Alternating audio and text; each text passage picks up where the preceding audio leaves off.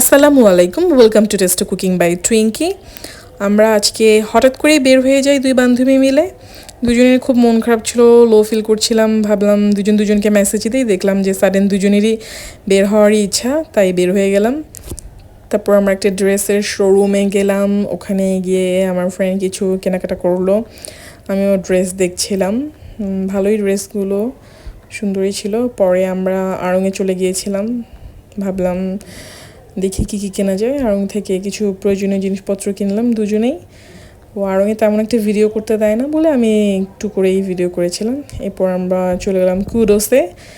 ওখানে গিয়ে আমরা অনেকগুলো খাবার অর্ডার করেছি। খেয়ে দিয়ে এখন অবস্থা খুব খারাপ হয়ে আছে। ভিডিও দিচ্ছি আর চিন্তা করছি আমরা কেন এতগুলো খেলাম। আমাদের আসলে কোল্ড কফিটা এত বেশি ইয়ামি লেগেছিল, দুজনেই আবারও লার্জটা অর্ডার করে দিয়েছিলাম। তো খেয়ে আর মনে হচ্ছে যে নড়তে পারছিলাম না, এমন একটা অবস্থা।